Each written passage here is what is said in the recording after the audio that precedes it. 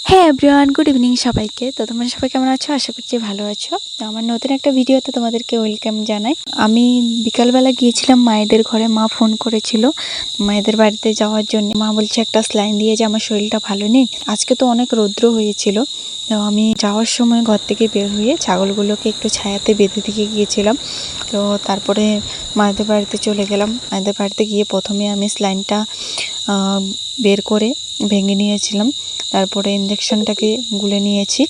ইঞ্জেকশনটাকে গুলে তারপরে আমি স্লাইনের ভিতরে দিয়ে দেবো, স্লাইনটাকে গুলে নেব। তো আমার মা এখানে শুয়ে আছে, দেখো মায়ের মুখ চোখ পুরো ফুলে গেছে। মায়ের শরীরটা অনেক খারাপ। তো খেতিতে কাজ করে, তো শরীর তো খারাপ হবেই।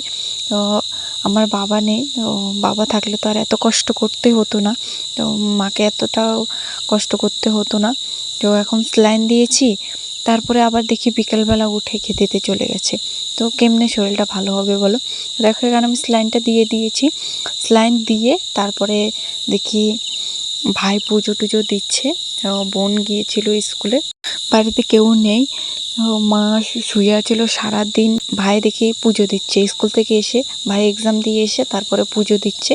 তো পুজোটা দেওয়ার কেউ নেই, বোনও সকালবেলা স্কুলে চলে গেছে। তো বোন কিন্তু আবার সুন্দর করে আলপনা করেছিল লক্ষ্মী পুজোতে। তো এই দেখো আমি মাকে স্লাইন দিয়ে তারপর আমি কাকিমাদের ঘরের দিকে যাচ্ছি। পাশে মায়েদের ঘরের পাশেই এই যে মায়েদের বাগানটা আর কি, বাগানের পিছন সাইডে কাকিমাদের বাড়ি। তো আমার এই যে ছোট্ট ভাইটা আসছে, দেখো ওদের বাড়িতেই যাচ্ছি। তো কাকিমা দেখি কিছু একটা রান্না করছে, ঘরে গিয়ে দেখি তেল গরম করছে। তার তেলের গন্ধ শুনে আমি কাঁচতে কাঁচতে আমার অবস্থা খারাপ হয়ে গেছে।